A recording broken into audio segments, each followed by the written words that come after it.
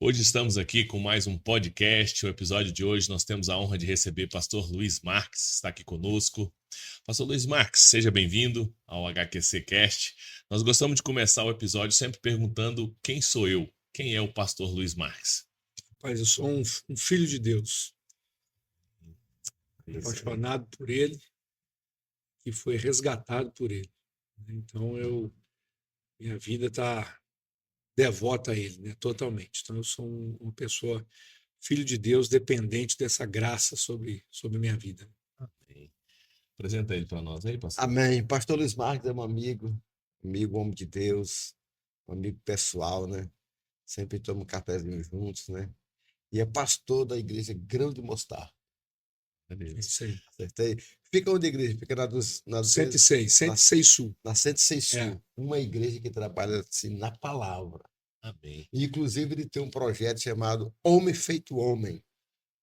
Olha aí, Homem Feito Homem. Pastor, nessa sua experiência aí de trabalhar com homens, né, que é o intuito do nosso podcast, tá tendo um canal de acesso para esses homens, né? Porque nós homens, se você observar na grande gama da sociedade, em todos os seus aspectos, independente de igreja, independente de religião, até mesmo o poder público, a gente tem muitas coisas voltadas para as mulheres. Não estou dizendo que está errado, mas para os homens parece que por nós sermos mais vistos desde as nossas culturas, dos nossos antepassados, como a parte mais forte e a mulher como a parte mais frágil, parece que aquilo que é forte não precisa ser cuidado. É isso aí. E esquece que os homens também têm emoções, né? Têm sentimentos, têm dores e muitas das vezes cobranças, né? Que o que sobra para os homens muitas vezes é cobrança. Ah, mas você não é homem, você não é macho, cara, vira homem, né? Assume isso aí, toma essa responsabilidade. Então, ou seja, é só responsabilidade, só pancada, só pancada. E principalmente quando erra, né? E aí aonde é que nós vamos chorar? Então esse HQC Homens que Choram é exatamente nesse intuito, para o senhor entender o formato. E esse trabalho do senhor, a gente convidou o senhor exatamente para isso, porque esses homens que na sua experiência têm trabalhado, por que você, na sua visão, na sua experiência, o homem tem tanta dificuldade de chorar? Você tocou no assunto, ele é fundamental, né? Porque ontem mesmo eu escutei um homem, um amigo falando comigo assim: rapaz, eu tenho dificuldade de chorar. E isso vem muito da nossa cultura, né? Como você mesmo falou, o homem não chora, né? O engraçado é que quando a criança nasce, se ela não chorar, há um problema. Nasceu, não chorou, então existe algum problema ali. Quando a criança ela vai crescendo, ela passa da fase de nascitura e vai crescendo, o choro se torna uma birra. A criança não pode chorar. Olha esse choro, para com isso. Né? E você vai crescendo e você vai vivendo dessa forma e você vai aprendendo, nós homens, que você não deve chorar. Porque choro é demonstração de fraqueza. E aí você cria uma sociedade, você cria homens que escondem as suas emoções. Então, eu creio que o maior problema de tudo isso é por conta de toda a nossa tradição, que nós fomos ensinados assim. É igual, por exemplo, você pegar um peixe e colocar. Seu tataravô aprendeu que o peixe tinha que ser feito inteiro. Mas por que ele tinha que ser feito inteiro? Porque a travessa que ele tinha não cabia o peixe inteiro. O peixe só cabia o peixe inteiro ali dentro. Ali. Eu botava na telha, botava em algum lugar, botava numa grelha, fazia ele ali. Com o passar dos anos foram desenvolvendo, foram criando vasilhas, né, para que você pudesse fazer os seus assados e tal. Só que continuou fazendo o peixe com a cabeça e com o rabo. Sem tirar a cabeça, sem tirar o rabo. Por quê? Porque aprendeu-se assim. E isso precisa ser rompido na vida de muitos homens. Então, a gente, na nossa experiência com o trabalho com homens, a gente vê muito disso. Né? Que o homem ele tem essa certa dificuldade de se expressar porque ele aprendeu isso lá de trás. Então, ele carrega um fardo, um peso muito grande, né, sobre a vida dele. A famosa síndrome de Gabriela, né? Aprendi assim, nasci cresci assim. assim. A gente fala morrer muito assim. aqui da síndrome da Gabriela. Se eu contando essa história do peixe, eu lembrei de uma história de um pescador, né? Ele estava ali pescando no barranco, aí ele pescava o peixe e tal. E o cara do lado de cá, os amigos ali olhando, rapaz, mas esse cara bate e pega, bate e pega. Só que aí ele pegava, olhava, tirava e jogava dentro. Aí pegava de novo, olhava, jogava dentro. Aí aqueles dois ficam indignados, porque eles não pegavam nada e o cara pegava e jogava de volta. Mas, rapaz, vamos lá perguntar esse cara, por que ele tá jogando os peixes tudo fora? Chegou lá. Aí, senhor, o senhor é bom pescador, né? Senhor, né? Eu tô aqui todo dia e tal, já tenho a prática, sei de como é que tal, tal. Ah, beleza. Mas a pergunta que não quer se calar. Por que o senhor pesca e joga de volta o peixe no rio? Não, é porque a minha vasilha lá em casa ela é desse tamanho. Então eu olho aqui. Se deu do tamanho da vasilha, eu levo. Se não deu, eu jogo de volta. Porque como é que eu vou fazer um peixe se eu não tenho vasilha para ele? Então tá mais ou menos como a história que o senhor falou, É né? justamente isso aí. E a gente vai É. passando isso, a gente vai crescendo. Isso foi com meu pai, foi assim.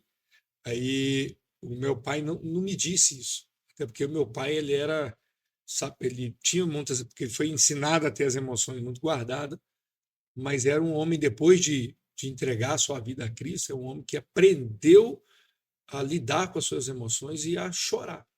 Ele era um homem, a gente chamava que é o profeta Jeremias, é um homem chorão, Chorão. Senhora. porque ele se expressava muito sobre isso, né?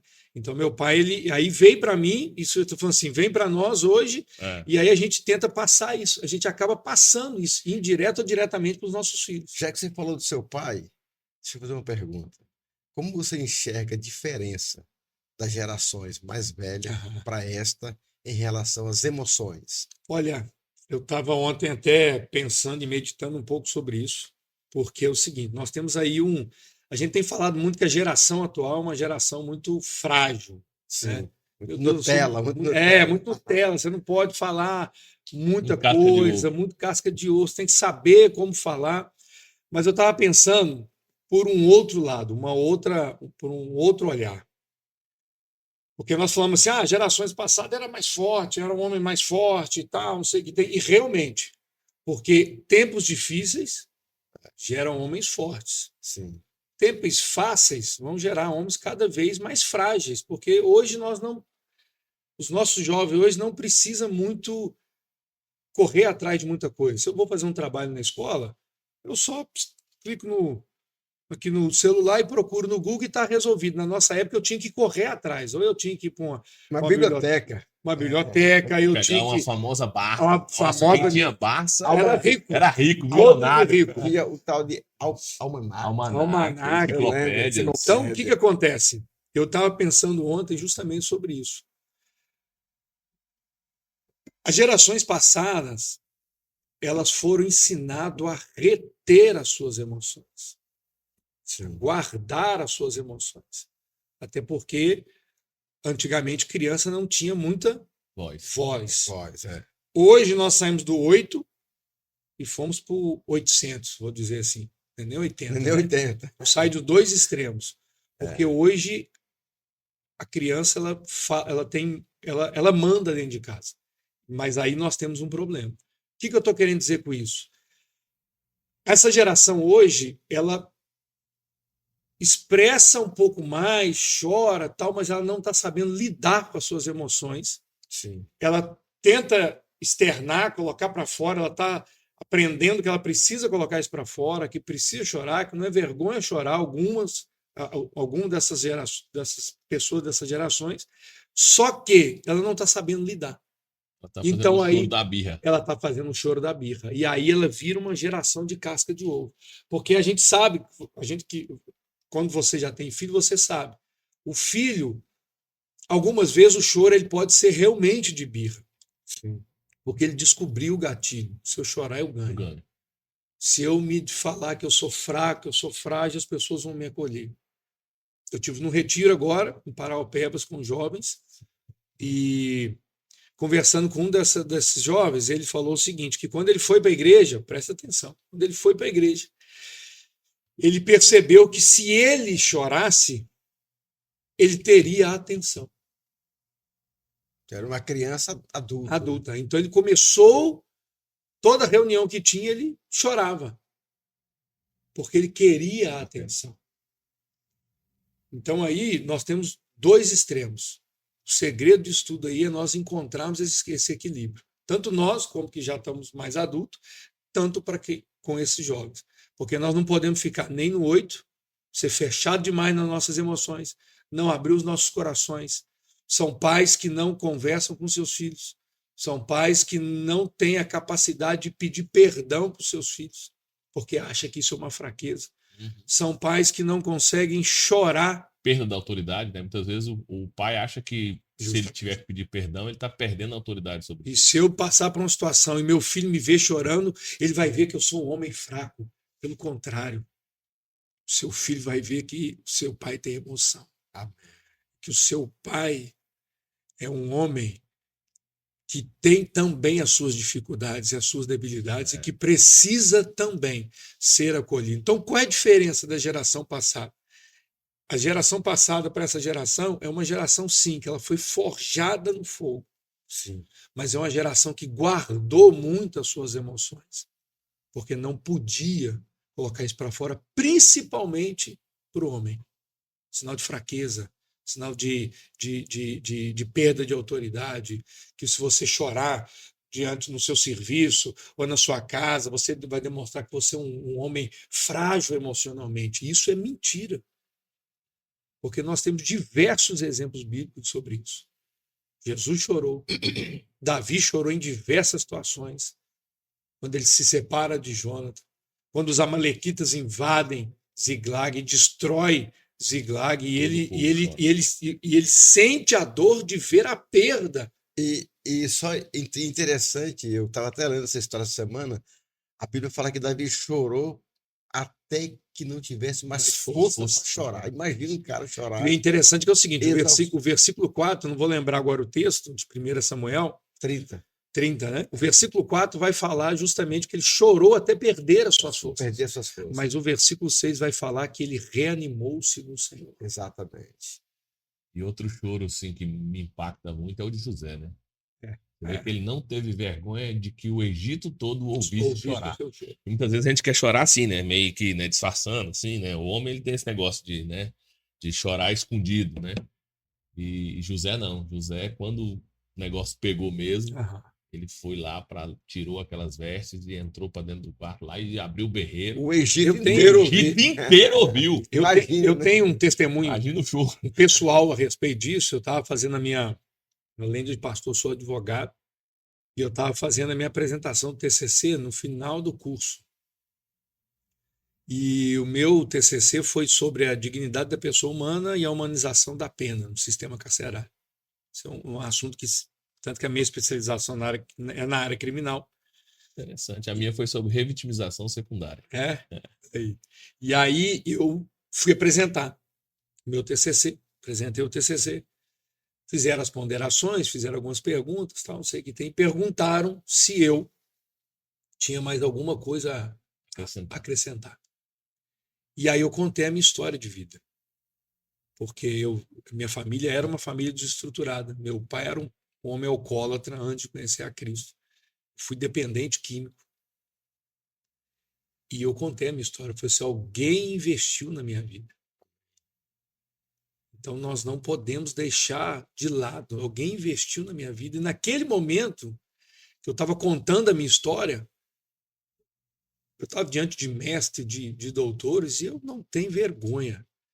E eu chorei, contei a minha história e chorei daquilo que Deus fez na minha vida. Glória a Deus. E que alguém investiu em mim, e por isso eu estava ali. E esse é o melhor choro que a gente tem falado aqui, que é o choro da alegria. Justamente. Né? Isso aí. Da vitória, do regozijo. Falar assim, olha onde eu cheguei. Né? Se eu fui capaz, você também é capaz. É isso aí. Né? Então esse choro da alegria, para a gente fala aqui que é como o nascimento de um filho, né? Né? Então não tem explicação você reter esse choro, você segurar isso para dizer que você é forte. Não tem o porquê. Para você, né? Mas assim, aquilo tá tão impregnado no homem, né? De dizer assim que engole esse choro, né? Que você tá chorando, rapaz? Você não é mulherzinha, né? Justamente. Que o cara começa a reter esse choro. E é impressionante, assim, na sua experiência, assim, trabalhando com esses homens e na sua lida diária, o quanto esse reter o choro, ele pode influenciar na saúde mental dos homens. Você acha que isso pode contribuir para esse alto índice de depressão, suicídio que nós estamos tendo? Qual que é a sua opinião sobre isso, pastor? As emoções, elas precisam... o choro, ele é não vou dizer um escape, mas ele é algo natural do nosso corpo para expressar nossas emoções. Se eu retenho muito disso, isso vai me causar problema. Já existem estudos de várias universidades ao redor do mundo falando justamente sobre o perigo de você reter as suas emoções, o quanto isso, porque é como uma represa, é igual a represa que nós temos aqui, né, a usina. Sim. Se ela não tiver as comportas, ainda que um pouco aberta, ela precisa controlar a vazão de água, porque senão ela vai estourar. Ela vai passar água por cima dela. Então, quando o homem, o ser humano, mas nós estamos falando de homem especificamente, ele vai retendo esse choro, ele vai segurando essas suas emoções, isso uma hora vai explodir. E isso afeta, é causa, sim, não vou dizer que é a principal causa, mas é causa, sim, de muita depressão. Sim. Nós temos no meio de muitos líderes cristãos um alto índice de depressão, porque aprenderam com os pais que não devem chorar, depois aprenderam com seus líderes que líder não demonstra fraqueza, você tem que mostrar que você é forte para a sua congregação, Super-homem. porque senão Você você tem vai que dar perder a exemplo. sua autoridade, Sim. você precisa dar exemplo, e aí você tem uma gama de pastores que estão doentes, Verdade. porque eles choram às vezes sozinhos no seu quarto. Ou às vezes nem choram, porque está tão impregnado isso nele, não posso chorar, eu preciso me mostrar forte, eu preciso caminhar, continuar na caminhada. E essa pergunta ela é muito válida para nós, como homens, Sim. porque isso tem provocado, sim, não é a causa maior, porque aí nós temos um outro problema, uma outra situação, que é o lado, a gente chama de lado sombrio. O que são lados sombrios? São aquelas vozes que existem no coração do homem, a sua estima, seja Sim. a sua baixa estima, você não vai dar conta, porque ele ouviu talvez isso a vida inteira, você não vai dar conta, você não vai conseguir, você não é capaz, você não vai ser ninguém na vida. Ou vai mais além, né? Você é um merda, você já é derrotado, você não vai dar em nada. Isso é interessante porque eu sou um exemplo pessoal disso. Né? Hoje, graças a Deus, a gente já é trabalhado, curado, a gente já tem uma conversa sobre isso, mas meu pai era de poucas palavras, assim, meu pai viajava muito, ele ficava muito ausente de casa. Mas a minha mãe estava sempre por ali. E essa palavra eu sempre ouvi a minha vida inteira. Né? Quando jovem, né? Você não vai dar nada, você é burro, você não vai conseguir nada, tal. E eu cresci com aquilo. Quando conheço a Cristo, começo a caminhar com Cristo, eu tenho essa conversa com a minha mãe tem essa conversa comigo, pede perdão por aquelas palavras, mas aquilo ficou ali, ficou gravado. E eu cresci com esse sentimento de inadequação, de sentir rejeitado nos ambientes que eu chegava e aquela pessoa está olhando para mim. Então esse é um lado sombrio, que ele está dentro de nós. Sim. Que o inimigo quer usar isso para matar aquilo que Deus, o projeto, o sonho, o propósito de Deus para minha vida. No seu primeiro deslize, é a primeira coisa coisa. É bem que minha mãe tinha razão. Então, quando eu conseguia fazer alguma coisa, rapaz, não vou dar conta, não vou conseguir mesmo. E isso desencadeou em mim uma série de situações, porque eu comecei a ser uma pessoa que começava as coisas e não terminava, porque essa palavra era muito forte sobre a minha mente, que você não vai dar ninguém, que você não vai conseguir. E aí eu me caso ainda com esse sentimento de não, eu sou burro, não tem como mesmo. Eu tinha parado de estudar, eu volto a estudar, eu volto para a faculdade 11 anos após eu terminar o 2º grau por conta disso, porque eu acreditava que eu não daria conta de fazer uma faculdade, porque não tem jeito, eu não vou conseguir, eu sou burro, como é que eu vou fazer um vestibular? Eu não dou conta. Então isso ficou impregnado na minha mente durante muitos anos. E eu tive situações do meu filho mais novo está com 20 anos. Eu tive situações dentro de casa que eu começava a fazer alguma coisa e aí eu começava a lembrar. Não vou dar conta, dizer, meu Deus do céu, esse trem que não vou dar conta, vou largar esse trem de mão. E começava a reclamar e murmurar e brigar dentro de casa. Consigo mesmo, e o filho escutando. Depois a minha esposa falava comigo assim, ela vinha para mim e falou assim, o Daniel estava falando lá, meu pai já vai desistir das coisas. Começou. já começou a desistir das coisas. Então, olha a mensagem que eu estava passando para o meu filho. Aquele que deveria ser a referência dele como homem. Isso ele pequenininho. Era a mensagem que eu estava passando para ele. Então, eu passei por isso. Mas isso, eu preciso trazer Cristo para a minha vida, assim como Davi foi reanimado no Senhor. Eu preciso trazer Cristo como base na minha vida, para que eu possa realmente ser reanimado, para que a minha identidade real, porque eu posso hoje me enxergar, talvez a pessoa que está nos ouvindo hoje, o jovem ou o adulto, ele pode se enxergar como um gatinho, mas na verdade ele é um leão. Há algo, o lado sombrio dele, as feridas do passado, os traumas do passado estão prendendo ele numa região a qual não pertence a ele. E Cristo quer firmar nele a verdadeira identidade dele. Ressignificar a vida do homem. Exato. E aí tem um texto na Bíblia, Tito capítulo, é um dos textos que eu mais tenho falado nos últimos meses. Tito capítulo 2, versículo 11. E a graça de Deus nos educa para renegar das paixões mundanas e as impiedades, eu possa viver de maneira justa, santa e íntegra. Então, essa graça de Deus movendo dentro de mim, trazendo sobre mim a vida de Deus, ela vai ressignificar a minha vida e vai transformar aquele homem lá atrás, que era amarrado nas suas emoções, que era preso nas suas feridas, vai transformar esse homem e fazer ele entender quem ele nasceu para ser. E a Bíblia vai falar em Romanos capítulo 12, 3, que eu preciso pensar de maneira saudável a respeito de mim mesmo. Então eu não posso ficar preso numa baixa estima. Também eu não posso achar que eu sou melhor do que os outros. Eu preciso encontrar o equilíbrio em tudo isso. Então, essa situação da gente reter as emoções, ela causa em nós depressão, ansiedade, crises de ansiedade, procrastinação. Recentemente, eu não tive problema com choro. Meu pai falece em 2021. Você tomou um baque, né? A pessoa que é referência para você, que Deus restaurou a comunhão entre vocês lá atrás, pai e filho, convertendo o coração de pais aos filhos, dos filhos aos pais. Eu perco a minha referência de repente. Meu irmão entra numa depressão ferrenha. Minha mãe perde o chão da vida dela. E eu tenho que assumir tudo isso de repente. Então eu preciso assumir. Eu sou homem, eu preciso ir lá, eu preciso correr atrás, tal. Vamos atrás. Meu pai deixa algumas coisas, e dentre essas coisas que ele deixa 52 cavalos manga larga para a gente cuidar. Então eu saio correndo atrás disso, e correndo atrás de inventário, e vou fazendo todo o trabalho, fazer a questão do inventário, que o meu irmão não estava bem, ele ainda consegue trabalhar comigo ali, a gente vai trabalhando junto, ele também é advogado, mas ele não estava bem, e ele não conseguia sair daquele buraco. E eu vou caminhando. Um ano depois de todo esse processo, eu tenho uma explosão nas minhas emoções. É uma represa, né? Mas eu chorei demais nesse período. Chorei quando meu pai faleceu, chorei com a minha esposa. Meu filho entrou num período muito difícil, porque ele era muito apegado ao avô.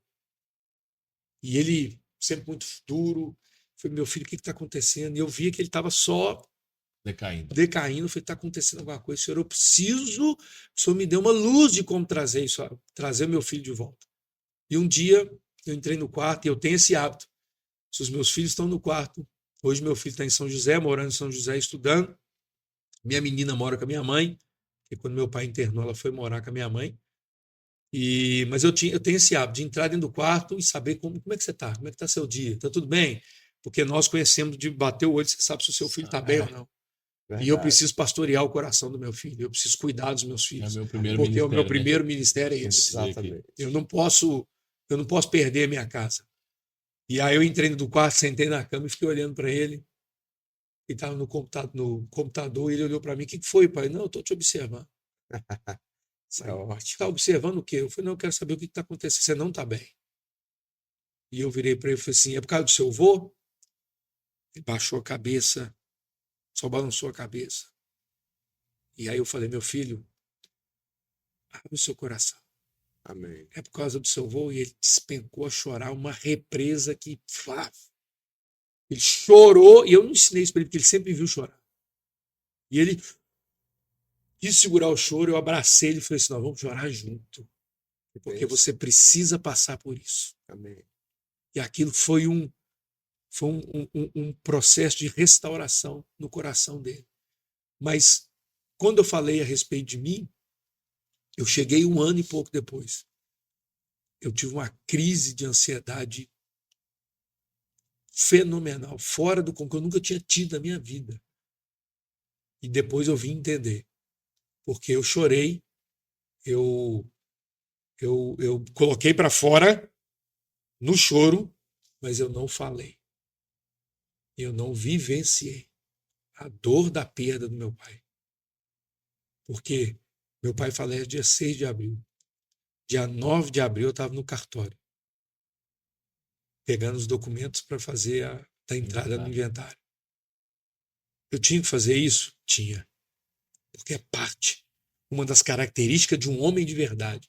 Ser varonil, é ser corajoso, ter essa disposição. Peraí, se eu não assumir, alguma coisa vai acontecer. Alguém precisa fazer. Alguém precisa Alguém vai fazer. ser eu. E esse alguém vai ser eu. E eu assumo isso, mas eu não compartilhava isso. Eu tenho algumas pessoas que caminham comigo, que sempre diziam para mim assim, como é que você está? Eu estou bem. Não, mas você está bem mesmo? Estou bem. Mas muitas das vezes eu não falo, cara, não estou bem. Já aconteceu de eu ligar para a pessoa e falar, cara, você está onde? Estou em tal lugar. Eu precisava falar contigo. Não, mas o que você precisa falar? Eu falei, não, eu precisava falar contigo. Desligava, não atendia mais, a pessoa me ligava, eu não atendia, e a pessoa foi bater na minha casa. O que está acontecendo? Eu falei, não estou bem, não estou conseguindo reagir. E aí, quando passa pela crise de ansiedade, veja bem, eu chorei, mas eu não coloquei para fora. Não verbalizou. Eu não verbalizei. Eu fui atropelando as coisas, e hoje esse meu amigo está passando pelo luto da mãe, e eu estou falando com ele, meu irmão, não fique no 8, nem vai para 80. Não se esconda na sua casa, se sentindo um coitado e chorando, que você precisa chorar, você precisa passar por isso. Mas não fique assim, meu Deus, e agora? O que eu vou fazer? Mas também não entre no ativismo tentando esconder. Eu acho que cabe a calhar aqui a história de 2 homens, para nós, cristãos fenomenais, Jesus e Davi. Jesus, ele fala, vá enterrar seus mortos, ou seja, vá vivenciar seu luto. Sim, e depois segue. Então, Jesus, ele sabia que nós precisávamos desse tempo para chorar pelos nossos entes queridos. E Davi, quando ele recebe a mensagem do profeta de que o filho de Batseba ia falecer, ele cai em pranto, cai em choro, faz tudo o que ele podia fazer. Tem o momento dele de luto, de dor, de momento com Deus ali, de pedir perdão, de colocar a vida dele no lugar do menino. E o povo começa a ficar desesperado. E agora o menino morreu. Como vamos falar para ele? Se agora ele já tá desse jeito, imagina se nós falar que morreu. Ele vai morrer. O que ele faz? Toma banho, troca de roupa e vai comer. E o povo vai. O que aconteceu com o homem? O homem tava aí chorando, se acabando. E aí a resposta dele é fundamental e acho que vem muito a calhar quando ele diz, né? O que poderei fazer eu agora? Enquanto eu podia fazer alguma coisa, eu fiz. Agora Então assim, você fala sobre isso daí, e, por exemplo, o luto, quando você passa por um momento de luto, talvez nós estamos falando sobre isso e talvez alguém precisa ouvir sobre isso. Com certeza. Por quê? O cristão, nesse ponto, não vou generalizar, tá? Mas muitos cristãos são insensíveis nesse ponto. Você não precisa chorar. Meu pai era um pastor, um homem de fé. Por que eu vou chorar para ele? Ele está Tem certeza que ele foi para a glória? Ele está com o Senhor. Você não precisa de chorar, ele está com o Senhor. Eu sei que ele está com o Senhor. Mas eu queria que ele estivesse comigo. O problema é que ele não está mais aqui. Exatamente. E essa é a situação. E teve um amigo que chegou para mim, foi no dia do velório, me cumprimentou na porta, depois não vi mais ele.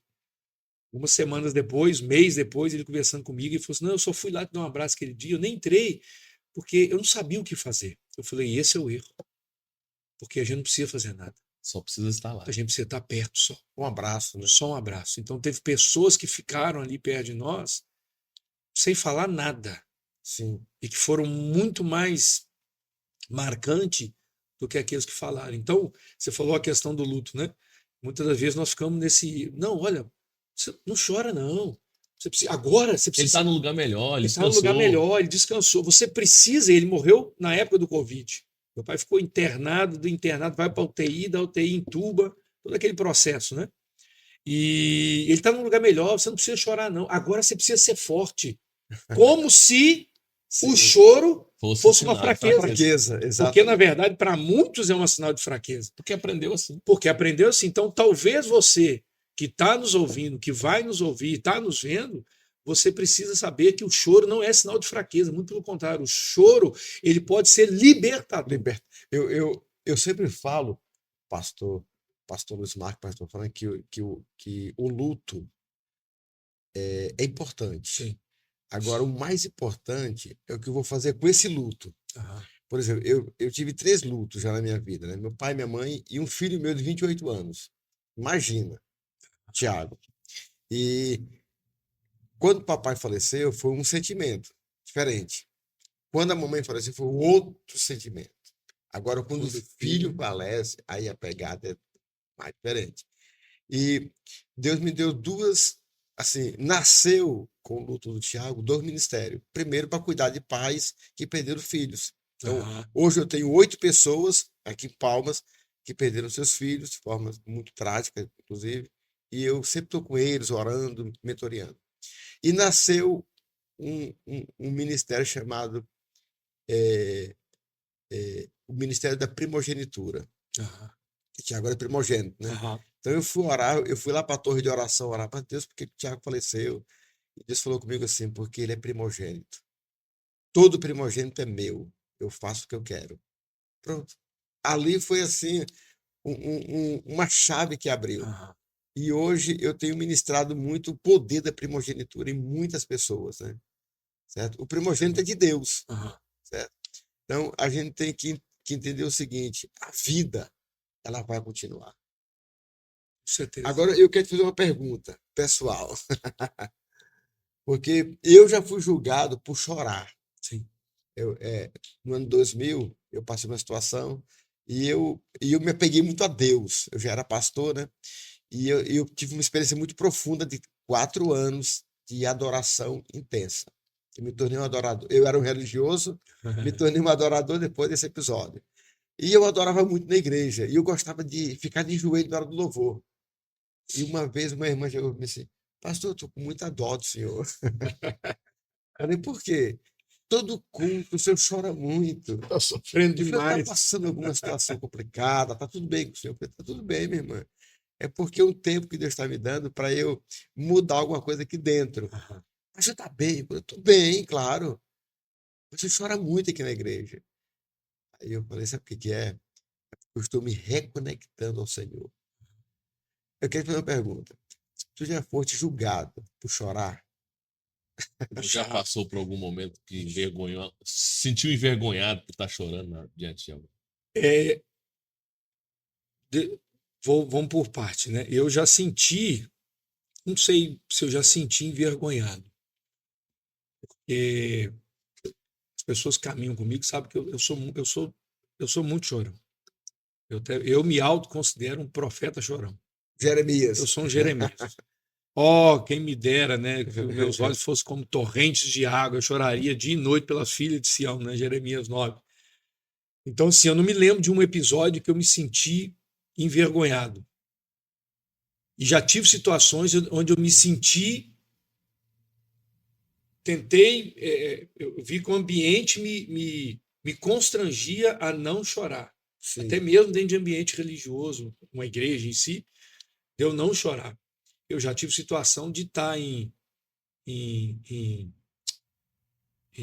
audiência por uma situação de uma pessoa muito próxima, e eu defendendo essa pessoa muito próxima, que eu acabei externando as minhas emoções. Eu segurei porque eu fiquei com vergonha de chorar. Mas eu vi que se eu não chorasse, na verdade, aquilo ia me atrapalhar, e muito mais do que isso. eu poderia, porque eu tive aquela sensação assim, não, eu tô aqui como profissional, o cara é muito ele é muito pessoal, ele é muito próximo de mim, eu sou um profissional, não posso externar isso, mas eu rompi isso. Eu chorei diante do juiz, eu falei assim, olha, excelência, eu peço desculpa por estar chorando, mas eu estou fazendo isso porque eu conheço essa pessoa. E aqui eu estou muito além de um simples advogado. Eu estou como advogado de uma pessoa que é muito íntima minha. E eu conheço e sei que essa pessoa não fez nada disso. Então eu tive esse momento de sentir constrangido, como já tive também dentro de igreja, que às vezes não é o ambiente nosso, não é a nossa congregação, e você fica, rapaz, vontade de ajoelhar e me jogar aqui. Mas se eu fizer, será que vai ter algum problema? E eu tenho aprendido já há muitos anos.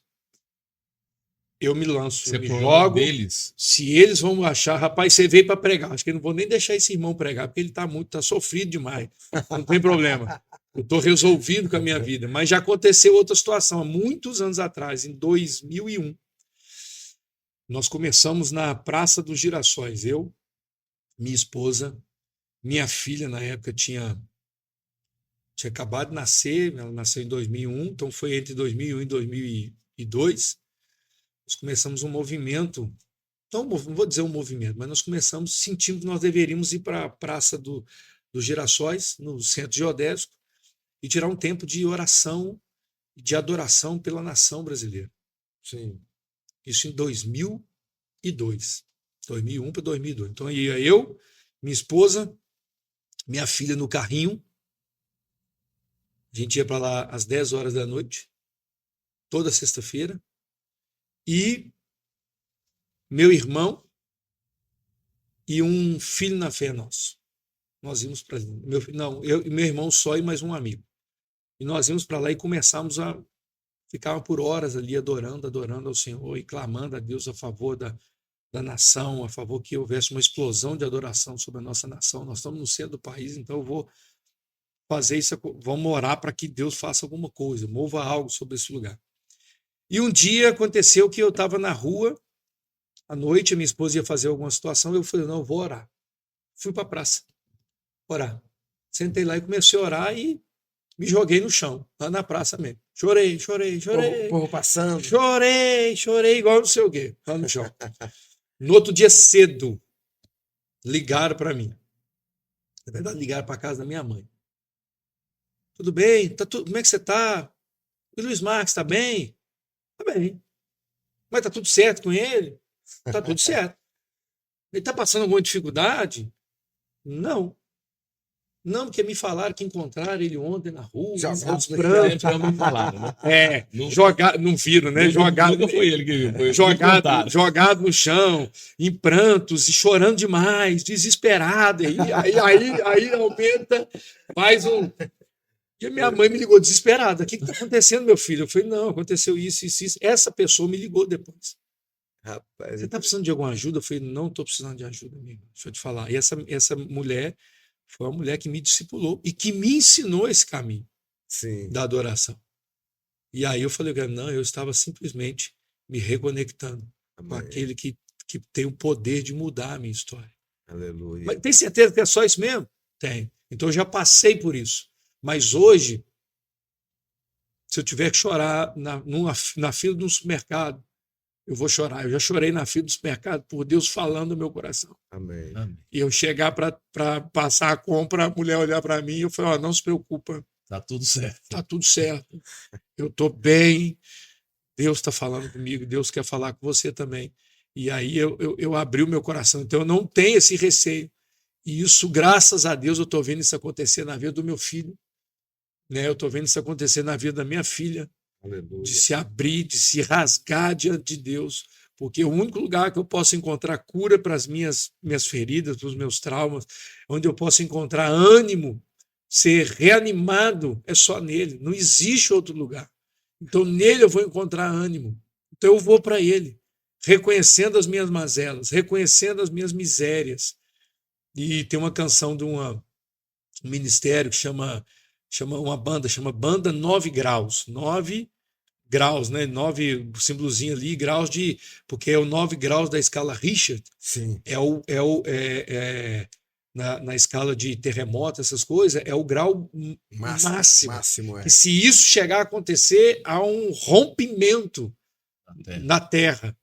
E essa banda fala sobre isso, e ele tem uma canção que fala que o Senhor me ama com todas as minhas manias, com todos os meus defeitos, Meu simplesmente Deus. porque ele me ama. Aleluia. Então não é pela minha perfeição, Amém. não é porque eu sou justo ou santo demais, mas ele me ama porque ele decidiu me amar e ponto final.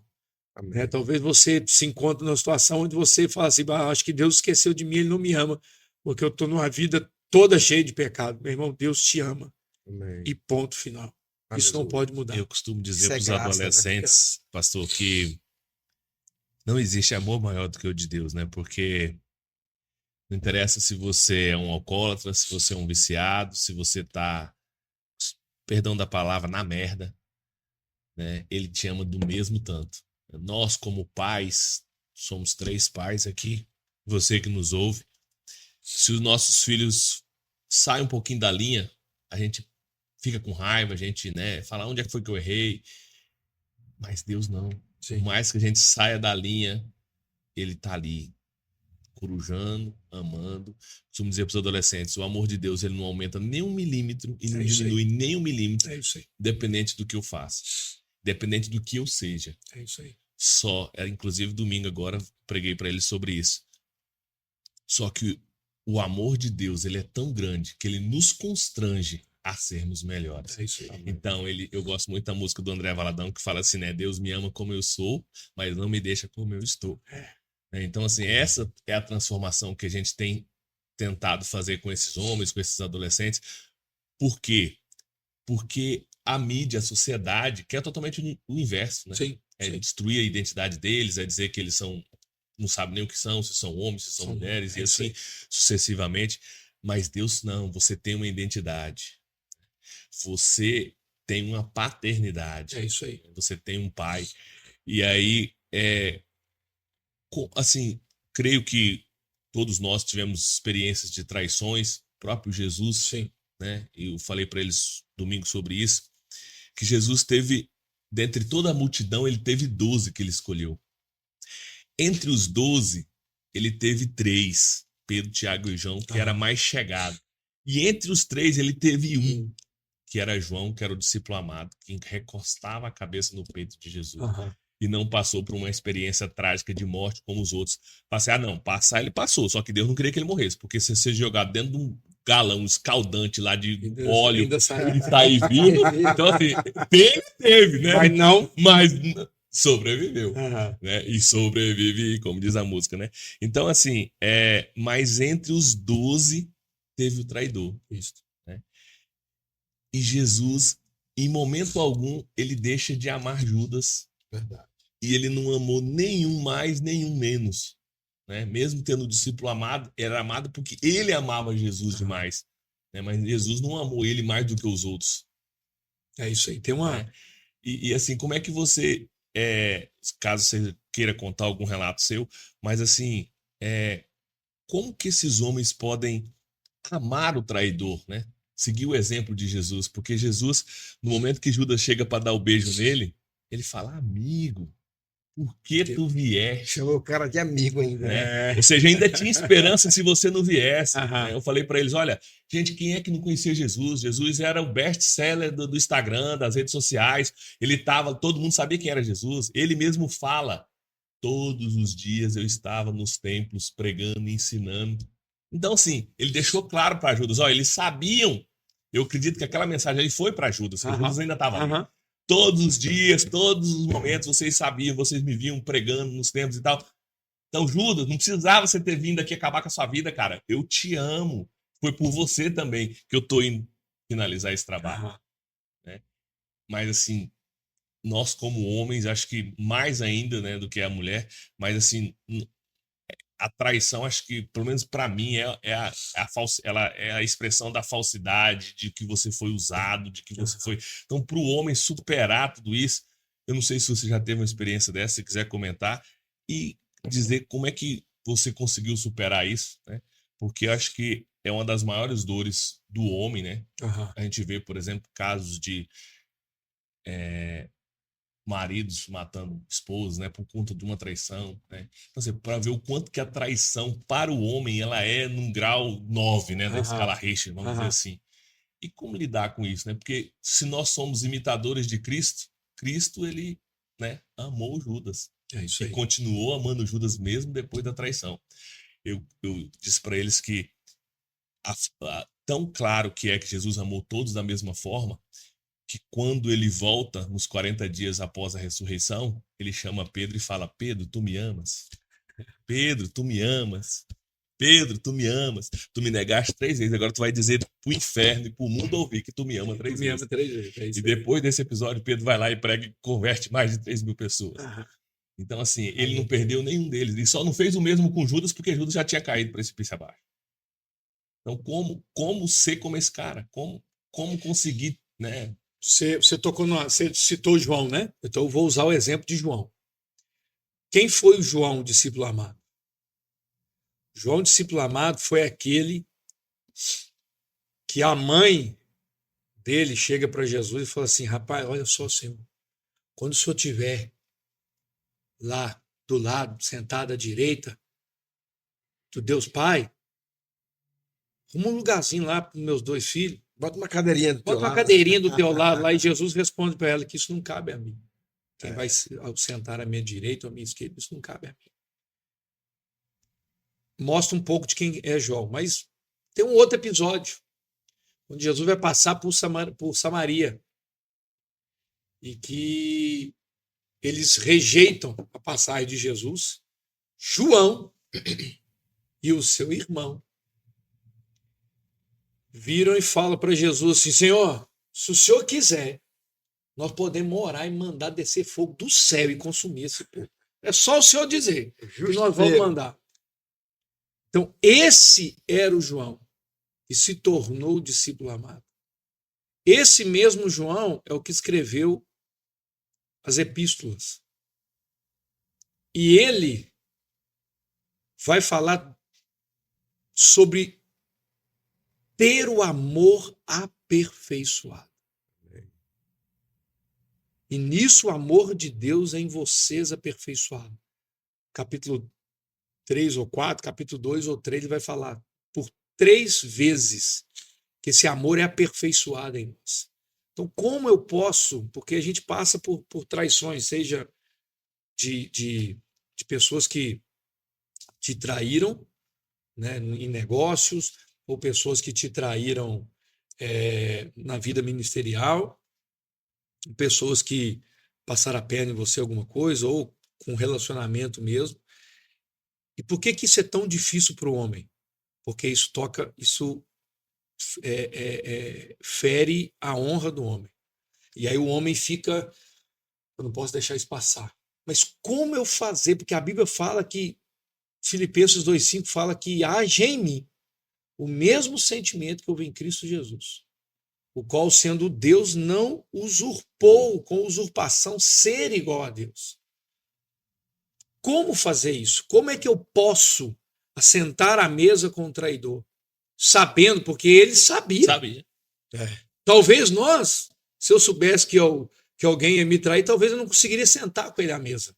Mas como eu faço isso? Esse amor precisa ser aperfeiçoado em nós. Ele não é um amor terreno. Não é quando Jesus fala sobre a paz que eu vos dou, não é uma paz terrena, porque a paz terrena é condicionada. A paz que Cristo nos dá é aquela paz que está também em Filipenses, que a paz de Deus, que excede todo entendimento, guardará a vossa mente e o vosso coração. Essa paz, ela é chamada de paz eirene. Essa paz, que é a paz de completude. Então, como eu posso amar alguém? Pelas nossas forças, pela nossa sabedoria, pelo nosso entendimento, pela nossa religiosidade. Nós jamais conseguimos amar alguém que nos feriu. Mas com a obra de Cristo, da graça de Deus em nosso coração, nos transformando dia após dia, nós vamos nos tornar a imagem e semelhança dele e aprenderemos a amar as pessoas como ele amou. Porque são 2 pontos: amar a Deus sobre todas as coisas e o próximo como a ti mesmo. Então, primeiro, eu amo a Deus, mas eu não amo a mim mesmo. Então eu preciso me resolver. Aí nós vamos tocar na questão da identidade. Sim. Então Deus vai começar um trabalho em nós. Volto a falar de Tito 2:11. A graça de Deus, ela nos educa por meio do Espírito, trabalhando em nós. Talvez, encontrei com uma jovem recentemente em Paraupebas, no retiro que nós estávamos, e essa jovem falou a respeito, ela falou assim, pastor, se eu morresse hoje, eu não fazia questão nenhuma que meu pai tivesse no velório. E se ele morrer, eu não faço questão nenhuma de ir no velório dele. Só que eu sei que isso me faz mal. Como é que eu posso fazer? Eu falei, minha filha, não existe uma receita. Só existe um caminho. Submeta o teu coração a Deus. Peça a Deus para que transforme o seu interior. Porque a Bíblia fala que do nosso interior fluirão rios de água viva. E não pode fluir do mesmo local bênção e maldição. Então vai fluir do seu interior rios de água viva, mas você precisa se submeter a Cristo. Não jogue sobre você uma culpa por você ainda não conseguir perdoar o seu pai, mas caminhe na direção de liberar o perdão para o seu pai, porque esse é o caminho. Você não vai conseguir. Ah, meu pai fez isso, fez aquilo outro, batia na minha mãe, espancava minha mãe, fazia isso. Eu não estou minimizando isso. A sua dor, ela está aí. Mas Cristo vem para restaurar, ressignificar a sua vida e te dar uma vida plena, cheia de liberdade. Porque senão você vai ficar preso nisso o resto da sua vida. Então, como eu posso fazer? Como nós, como homens, seres humanos, homens em si, podemos fazer? Somente Cristo pode, não existe uma receitinha. Somente Cristo pode causar essa transformação. Mas eu preciso ir a Ele, conhecer a Ele, buscar a Ele, não como religião, sim, mas como relacionamento, igual o senhor falou, de reconectar o meu coração ao meu Criador. Porque nós precisamos receber uma infusão de Deus. Uma infusão, você mistura dois elementos ali. Você faz uma infusão, né? Assim, com chá, você pega ali um chá, uma erva, bota ali dentro ali e deixa ela infundir. Nós precisamos ter uma infusão de Deus na nossa vida. E a dor está explicada nesse seu exemplo, porque quando a gente vai infundir algo, a gente coloca água quente, né? Justamente para que haja essa... Se você colocar água fria, você não vai conseguir. Não vai conseguir. Você precisa, então nós precisamos ter uma infusão de Deus, um batismo de Deus, para que o caráter dele assuma a nossa vida e que o nosso caráter seja moldado conforme o caráter dele. Aí eu vou conseguir perdoar, aí eu vou conseguir passar por cima disso. Eu tenho uma história de uma menina, uma filha na fé, nossa, foi abusada pelo pai. E essa menina chega para nós, cristã, fervorosa, e ela tinha alguns problemas até o dia que ela abre para nós, que foi abusada pelo pai. E nós éramos, isso tem quantos anos, meu Deus? Tem mais de 20 anos, tem 20 anos isso. Meu Deus, o que eu vou fazer com essa situação agora, meu pai? Eu não sei nem o que dizer para essa menina. Que talvez o sentimento natural, porque eu tinha uma filha, rapaz, o que eu faço com um homem desse, pelo amor de Deus? Senhor da dor. Onde é que ele está? Meu pai eterno. E aí nós começamos a trabalhar com ela sobre essa questão da paternidade. Começamos a trabalhar com ela, e trabalhar. E ela conseguiu, em partes, perdoar o pai. Com o processo, Deus libertou ela em muitas coisas. Fui chamado para fazer o casamento dela. Quando eu chego para fazer o casamento, cheguei antecipado, 4 dias antes, ela me chama para conversar com a minha esposa, ela chama a gente de pai e mãe. E ela virou para nós e falou assim, eu estou numa dúvida cruel, eu não sei se eu chamo ou não meu pai no casamento. O que você me diz? Eu falei assim, chama o seu pai. Você já foi trabalhada nisso, minha filha. Você precisa romper isso. Chama o seu pai. Mas você sabe o que ele fez comigo. Mas deixa eu te falar, não entra nesse mérito. Não entra nesse mérito e não tenta construir uma nova família sem a bênção do seu pai. Sim. Mas ele foi, mas ele é o seu pai. E você precisa trazer ele para esse evento, tal, não sei o que tem. Ela ficou meio brava comigo, saiu do quarto, o noivo dela entrou maior do que eu, grandão, enfiou o dedo na minha cara. Quem você pensa que é? Você sabe o que ela passou, você sabe o que ela enfrentou. Quando ele sai de lá, eu fiquei até inseguro no que eu tinha acabado de falar. Eu falei, rapaz, será que eu fiz certo? Meu Deus, falei com a minha esposa. Eu falei, não, vou manter isso. Porque é isso que eu prego. É isso que eu acredito. É isso que eu acredito. A paternidade, a bênção do pai. Como é que você vai entrar num relacionamento, numa família, sem a bênção do seu pai? Mas eu tenho a bênção da minha mãe. Não, a sua mãe é uma coisa, o seu pai é outra. Beleza? Beleza. Então, vamos fazer o casamento. E ela vem chorando, e a distância da noiva até o altar era muito longa. E ela entra com o pai carregando ela. Anteriormente, eu conheci o pai dela no dia do casamento.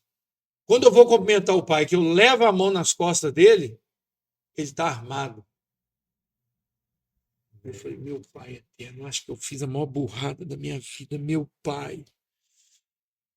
Agora, Seja o que Deus quiser. Senhor, eu fiz aquilo que o Senhor tem me mandado fazer. Quando ela vai entrar, quem entra com ela? O pai. Ela só não chamou o pai. Não só chamou o pai, como pediu para que ele a levasse ao altar. E ela já entra no ambiente em pranto de choro. Como é que não chora? E vem andando em prantos de choro. Eu falei, meu Deus, o que esse homem está falando para essa menina, meu pai eterno? Fiquei agoniado, ela chegou na minha frente, eu olhei para ela para ver se ela me dava algum sinal com o olhar, pelo amor de Deus. Ela deu um sorrisinho de canto. Fiz o casamento, começou os cumprimentos, eu fui nela cumprimentar, falei, minha filha, pelo amor de Deus, me diga o que foi que o teu pai veio falando contigo. E ela chorou novamente e me disse assim, obrigado, porque da hora que o meu pai me pegou dentro do carro, até a hora que ele me deixou no altar, ele disse para mim que eu seria uma excelente esposa, eu seria uma excelente mãe e que eu seria uma excelente mulher. E foi me abençoando até a hora que ele me entregou. Obrigado por não me deixar o meu pai fora do meu casamento. Muito obrigado. E hoje ela tem um relacionamento com o pai maravilhoso. Os filhos dela têm um relacionamento com o pai maravilhoso. Mas isso houve um momento, e isso não é obra humana, isso é obra de Deus, porque como você pode perdoar alguém que te feriu? Só Deus pode provocar isso. Então nós estamos sendo aperfeiçoados nesse amor. Eu te perguntei porque, assim, dia 13 de outubro agora nós tivemos a conferência da nossa igreja, onde eu e minha esposa fomos consagrados pastores, e a gente sempre fugiu, né? Fugiu assim, no bom sentido. Porque a gente nunca teve no nosso coração essa busca, esse desejo por títulos, por cargos. Ah, você é pastor, é bispo, é apóstolo. Né? A gente sempre trabalhou na obra, sempre serviu na obra, sempre tivemos... Independente de título, de carga. Ah, é o irmão, é o pastor. Meu irmão, se quiser me chamar de irmão, para mim tá ótimo. Entendeu? Se você não souber meu nome, Frank é difícil. Beleza, me chama de irmão, tá tudo certo. Entendeu? Não me diminui. Não me diminui, porque eu sei quem eu sou. Né? E o apóstolo Jeto veio aqui para nossa consagração e eu abri com ele algo que poucas pessoas sabem, o pastor Emanuel sabe, no reduto de pastores. E tive uma experiência recente, onde, desde quando eu casei, né, vamos voltar lá atrás, eu e minha esposa sempre, praticamente, eu não nasci no berço evangélico, nem minha esposa. Mas nossos pais foram convertidos quando nós ainda éramos crianças. Então, vivemos nesse ambiente cristão desde a nossa infância. E a gente sempre amou as pessoas, né? Tanto eu quanto a minha esposa, tanto que a gente recém-casado, estava praticamente de lua de mel, um amigo meu que fazia faculdade comigo, os pais foram embora e eu botei ele dentro da minha casa. Pessoas bem próximas a mim, você é louco, recém-casado, botar um homem dentro da sua casa com sua esposa lá e tal, e vai daqui, vai dali. Deixa. Graças a Deus não aconteceu nada, a amizade continua, ajudamos ele quando ele precisou. E isso vem se repetindo, a gente, né, ama tanto que a gente quer cuidar, a gente leva para dentro de casa e aí, só que algumas desses leva para dentro de casa a gente quebrou a cara. E aí eu e minha esposa falou, não, essa é a última vez que a gente vai fazer isso. Mas a gente sabe que não é a última vez. Deus arde dentro dos nossos corações e o amar o traidor, acho que é isso. E aí colocamos uma pessoa dentro da nossa casa, o cara ficou um ano, não contribuía com nada, né? Tentando levantar, recém-separado, e tinha problema com a família toda, ninguém da família queria, e nós amando e cuidando. E abrimos uma empresa no nome da minha esposa, né? Só deu problema. Resumindo, de uma Aham. forma geral, só deu problema. E aí esse cara ainda pega e nos traiu, fez serviços por fora com outras pessoas, saiu da minha casa, foi embora, blá, tal. E aí eu até abri isso com os velhos e falei assim, eu não posso ser consagrado pastor. Porque para mim o perdão é isso. É você, como você disse no início da sua fala, eu não sei se eu comeria na mesa sabendo que você é o traidor. Uhum. E Jesus fez isso. Né? Mesmo sabendo quem era Judas, ele continua amando. Mesmo depois da traição, ele continua amando, tentando resgatar ele ainda, mas não conseguiu. E aí, quando ele vai trazer a palavra da consagração, ele pregou praticamente para mim, só para mim. Ele fala sobre que nós consigamos continuar a amar as pessoas. Ele termina a pregação do domingo antes da nossa consagração nesse ponto. Nós consigamos continuar a amar as pessoas. E eu não tenho problemas em relação a isso. O meu problema é em relação a Cristo. Eu tenho uma facilidade, também sou advogado como colega, de neutralizar as minhas emoções e apagar a pessoa da minha vida, da minha Aham. história. E para mim ele se torna indiferente, como a própria moça falou. Se ele morrer ou se ele ficar vivo, para mim é indiferente. Mas eu creio que isso não é o que Cristo quer. Sim. Isso não é o perdão. Então, se eu não consigo perdoar, eu não sirvo para ser pastor. Aí eu entendi por que Deus, há muito tempo, ele vem falando no meu coração essa palavra de que ele nos aceita como nós somos. Porque se eu for esperar ser perfeito para ser pastor, para ser ordenado pastor, eu não vou ser ordenado nunca. Aham. Porque eu nunca serei perfeito. É isso aí. E, É, inclusive, forte, né? eu pude usar isso para minha esposa, que ela também estava com seus dilemas, e ela é muito mais do que eu, porque eu, como eu consigo isolar, eu não deixo me atingir. Ela, nos últimos dias, nos últimos momentos também, ela estava querendo desistir de ser consagrada, e eu falei, não, mas se você for esperar ser perfeito, inclusive usei essa frase para com ela, não vai ser ordenada nunca. Nunca você vai ser consagrado, porque você nunca vai estar perfeito. Mas, assim, a minha dificuldade é exatamente essa. É de trazer o traidor de volta para minha mesa. Falar assim, não, coma e eu não vou te matar. Eu não vou botar veneno na tua comida, eu não vou me vingar. Aos poucos, aqui nesse podcast, a gente tem contado um pouco da nossa história, mas assim, eu sou uma pessoa que eu me fechei muito. Até no início, dos primeiros episódios, o Alex, ele veio me perguntar, tá, mas por que esse nome, né? Homens que choram, né? Você, um cara tão incisivo, tão duro, tão forte, tão, né? Parece um leão que ruge, que braveja aí e tal. Só que a minha esposa, quem convive comigo, sabe quem sou eu de verdade. Eu sou como José, quando eu choro, todo mundo ouve. Né? E é diante do Pai que a gente consegue se quebrantar dessa forma. E é por isso que isso nasceu. Né? Então, assim, essa dificuldade que eu tenho de trazer ele para a mesa. Entende? Por isso que eu te questionei essa questão do traidor, porque Jesus fez totalmente o inverso. Então, assim, você acha que como que nós conseguimos fazer com que esses homens que estão nos ouvindo, até mesmo nós mesmos, que isso é um processo que vai com o tempo, como o exemplo da discípula que você falou aí, conseguiu honrar o pai, né? Acho que isso é uma honra, né? Trazer diante de tanta dor e trazer ele para um momento único. Nós acreditamos que o casamento é um momento único, né? Fazer com que eles consigam chegar nesse nível de se sentir livre para ter essa maturidade de expressar seus sentimentos, né?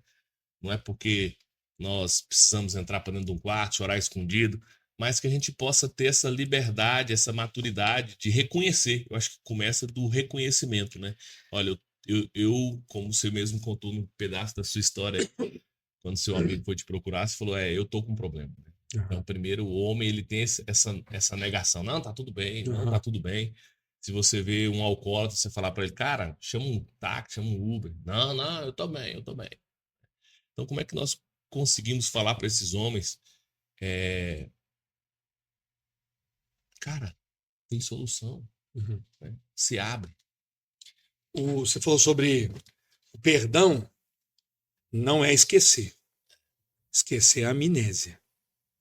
Verdade. Perdão é lembrar e não sentir ferido novamente.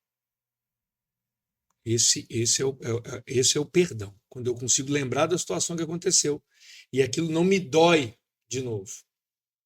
Como é que a gente consegue, né, romper com tudo isso na nossa vida? É igual o pastor Franco falou, igual você falou. Isso é um processo em nós.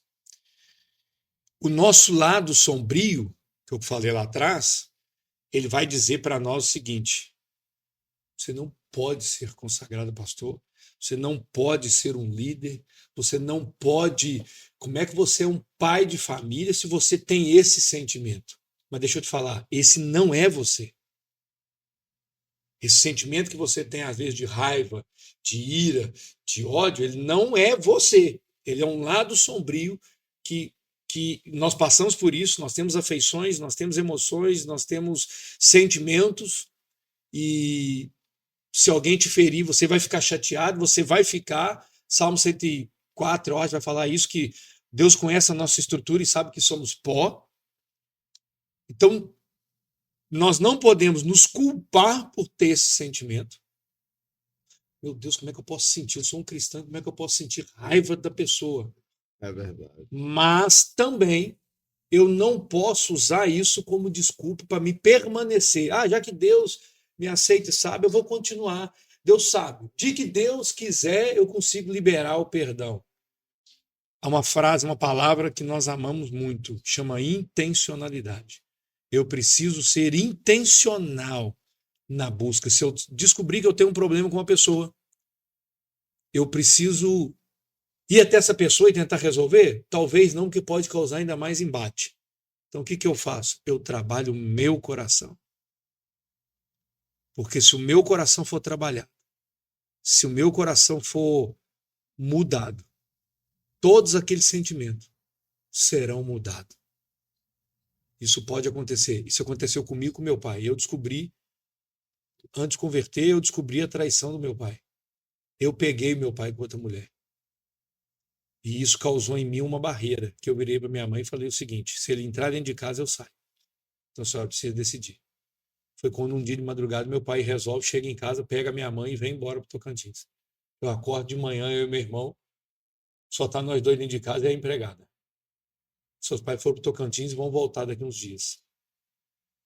Mas você não precisa se preocupar, não. Então eu passo um período de muita dificuldade, que eu tinha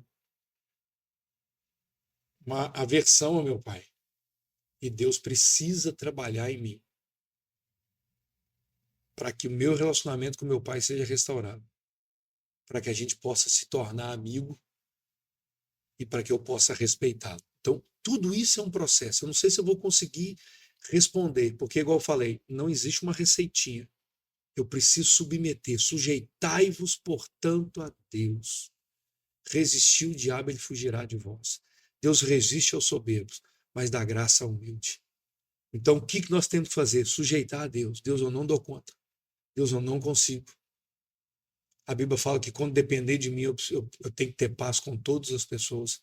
Talvez você pode até ser trabalhado, ter o seu coração curado e você tentar trazer a pessoa de volta para a mesa, mas a pessoa talvez não quer, porque ela não se perdoa, ela não se acha digna, e aí você não vai ter muito o que fazer. Mas você precisa submeter o seu coração a Deus, para que Ele transforme a sua vida. Nós estamos sendo aperfeiçoados nesse amor. Nós estamos sendo moldados nesse amor.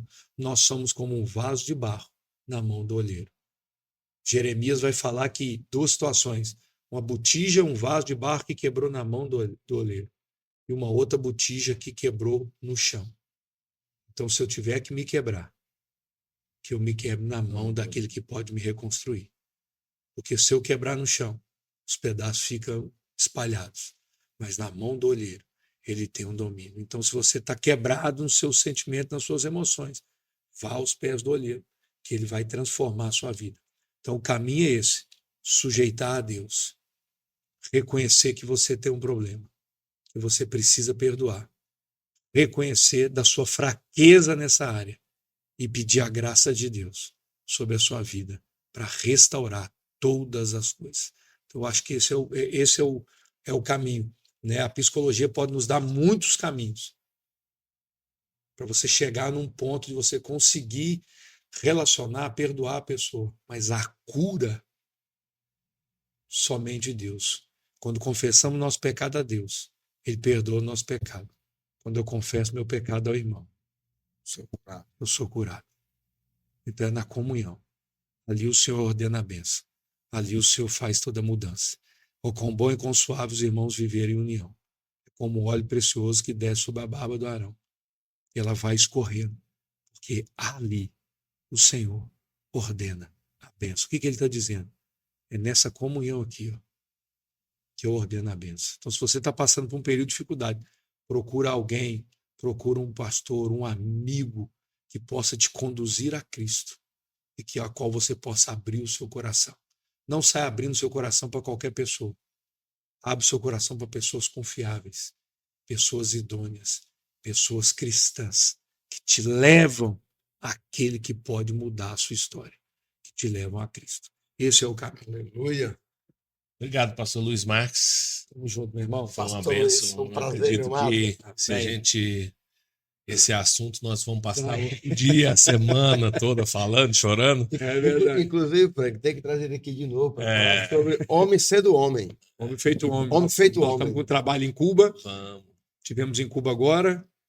Fizemos um trabalho lá. Levamos esse trabalho homem feito homem para Cuba. Hombre hecho hombre.